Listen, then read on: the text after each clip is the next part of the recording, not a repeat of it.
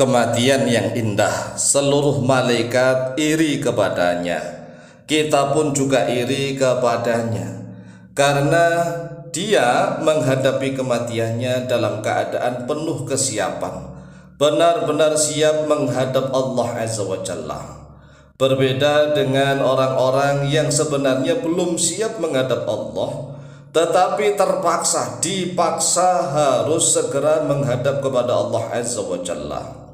Oleh sebab itulah, mari kita persiapkan diri kita agar kita senantiasa siap kapanpun dimanapun dipanggil menghadap oleh Allah Azza wa Jalla untuk menghadap kepadanya. Karena jika kita tidak siap, maka kita akan menjadi orang yang sangat celaka. Mengapa menjadi orang yang sangat celaka? Karena sebenarnya belum siap menghadap Allah, tetapi dipaksa oleh Allah. Allah mengirimkan malaikat pencabut nyawa. Kemudian dia harus terpaksa menghadap kepada Allah. Yang namanya dipaksa itu tidak enak, karena memang tidak siap. Oleh sebab itulah, sekali lagi, mari persiapkan diri dengan sesiap-siapnya agar kita kapanpun, dimanapun, tatkala kita dipanggil oleh Sang Maha Pencipta, maka kita siap dengan segala bekalnya. Bukan hanya siap dengan bondo nekat, tidak memiliki bondo, tidak memiliki modal, tidak memiliki bekal, tetapi nekat. Kalau sudah bonek menghadap Allah, maka tidak bisa kembali lagi.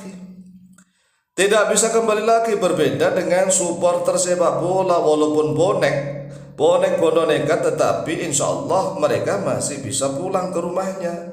Hal ini berbeda dengan saat kita menghadap Allah. Manusia yang selalu siap menghadap kepada Sang Maha Pencipta adalah manusia yang selalu merendahkan dirinya direndahkan serendah-rendahnya, merasa banyak dosa, kesalahan, dan kekurangan, sehingga dia selalu berusaha mendekat kepada Allah Jalla Jalaluh dengan cara istiqomah mengaji ilmunya agama Islam, mengaji ilmunya Allah, mengaji ilmu agama Islam, memperdalam Al-Quran dan sunnahnya Rasulullah, sekaligus selalu berusaha mengamalkannya setiap saat. Manusia yang seperti ini akan selalu siap dipanggil menghadap Sang Maha Pencipta kapan saja dan di mana saja. Inilah manusia yang hebat.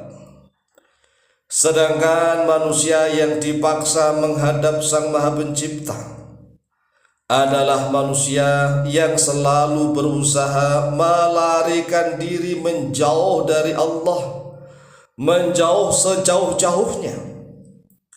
Manusia seperti ini akan selalu merasa bahwa hidupnya di dunia masih sangat lama.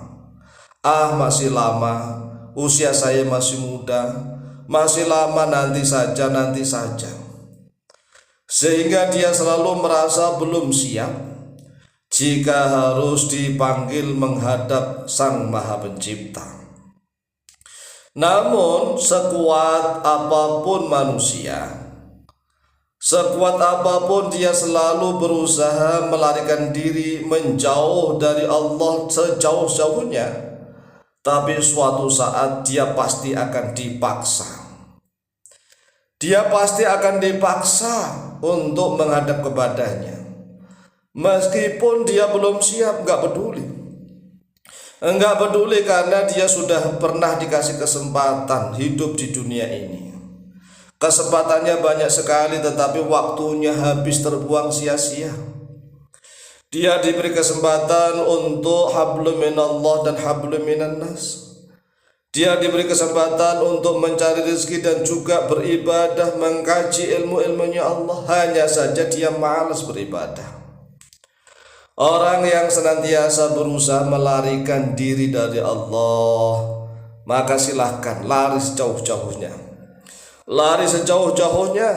Tetapi ingat, pasti suatu ketika akan dipaksa juga oleh malaikat Sang Pencabut Nyawa. Oleh sebab itu, sekali lagi, Walaupun toh memang sedikit sekali manusia yang selalu eling lan waspada, selalu ingat dan waspada, mempersiapkan bekal untuk menghadap Sang Maha Pencipta. Oleh sebab itulah Rasulullah SAW senantiasa menegaskan al-kayyisu man dana nafsahu wa amila lima ba'dal mauti. Orang yang cerdik, yang cerdas adalah orang yang senantiasa merendahkan dirinya serendah-rendahnya, tidak menyombongkan diri, tetapi merendahkan diri serendah-rendahnya. Itulah orang yang cerdik dan cerdas. Nah, kalau ada orang yang menyombongkan diri, merasa pintar, pandai, merasa menguasai banyak pengetahuan, itu sebenarnya adalah orang yang bodoh dan pandir. Orang yang bodoh yang pandir adalah orang yang senantiasa mengunggulkan pikirannya untuk matik-matik, untuk hitungan, dan dia tidak segera mempersiapkan diri. Padahal sehebat-hebatnya manusia tidak akan mampu untuk melawan ajal. Enggak ada satu manusia pun mulai dari zaman dahulu sampai sekarang yang mampu melawan ajalnya. Tetapi mengapa tatkala diberikan kesehatan oleh Allah, sehat tubuhnya, sehat pikirannya, sehat segalanya, justru digunakan untuk maksiat? Nah, manusia sejenis ini manusia yang senantiasa terombang-ambing oleh nafsu dan perasaannya sendiri. Berbeda dengan manusia yang cerdik dan cerdas, al-kayyisu man dana nafsahu. Orang yang cerdik, cerdas adalah orang yang senantiasa merendahkan dirinya serendah-rendahnya, mengakui bahwa dirinya orang yang penuh dosa, yang banyak dosa, kesalahan dan kekurangan, tetapi tidak hanya berandai-andai. Dia segera berusaha istiqomah untuk mendekat kepada Allah dengan cara mengaji ilmu-ilmunya Allah, mengaji Al-Quran dan hadis, kemudian dia berusaha untuk mengamalkannya setiap saat.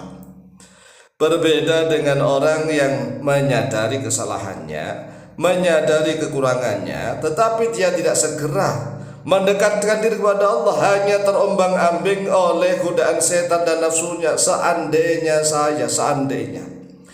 dia hanya berandai-andai, padahal dia sudah mengakui dosa dan kesalahannya, tetapi tidak segera bangkit untuk muqarrabah, untuk mendekatkan diri kepada Allah. Hanya diombang-ambing oleh setan, dia diandai-andai.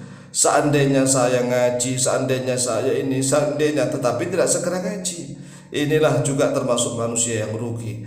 Mudah-mudahan kita termasuk orang yang senantiasa ingat dan eling lan waspada setiap saat. Amin Allahumma.